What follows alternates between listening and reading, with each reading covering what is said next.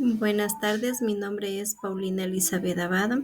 Soy maestrante de la Facultad de Educación, el Arte y la Comunicación y el día de hoy voy a hablar sobre los factores del encuadre del currículo, en donde es la parte que se refiere al conjunto efectivo de actividades que se decide hacer en una escuela, es decir, la capacidad para saltar de una gestión rutinaria a que sea una parte consciente del trabajo individual y del trabajo en equipo.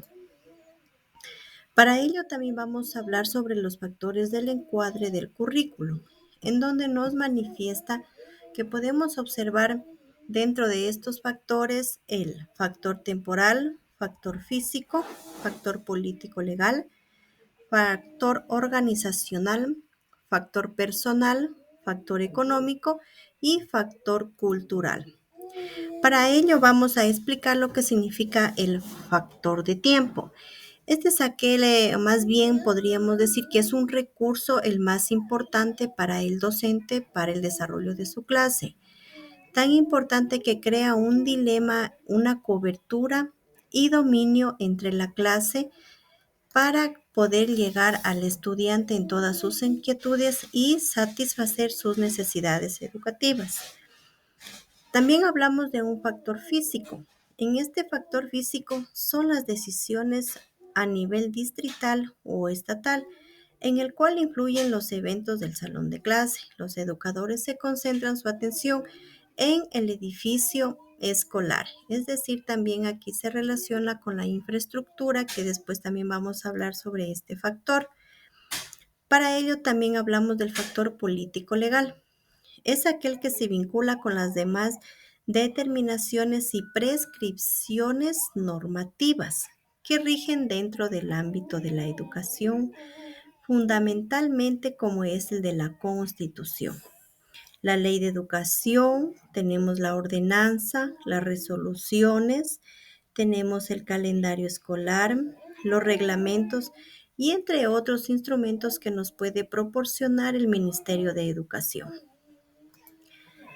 Hablamos también de un factor organizacional, es decir, este se lo considera como una unidad importante que proviene de la parte organización dentro de un establecimiento que determina la medida en que el currículo sea aplicado con éxito o prácticamente como un fracaso que no se ha podido lograr, que no se ha podido aplicar en los estudiantes.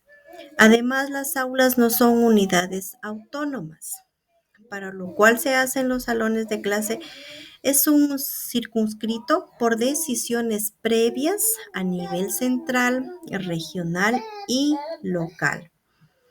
Además, podemos indicar que esto incluye aspectos como cantidad y característica de los grupos de algunos estudiantes que están dentro del aula, criterios de asignación de los docentes para cada grupo que estén asignados por cada una de las personas encargadas y también el cuidado y mantenimiento de los espacios y otros. Para ello también hablamos de un factor personal o personales.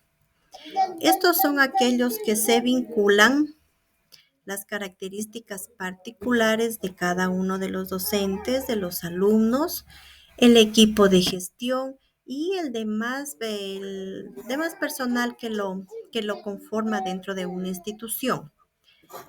La población también es determinante principalmente en el éxito o en el fracaso del currículo, como lo habíamos hablado anteriormente. Además, para ello hay que prestar atención a sus habilidades, a sus intereses, capacidades individuales de cada uno de ellos en la parte psicológica y en la parte social, entre otros aspectos que uno como docente tiene que contemplar dentro de su salón de clases. También tenemos los factores económicos, es aquel que se refiere a todos los elementos de tipo financiero que garantice el buen funcionamiento y el mantenimiento administrativo de cada una de las instituciones donde se elabora. Además, se relaciona con el apoyo oficial para las inversiones en infraestructura, ver que esté relacionado de acuerdo con los pupitres, con los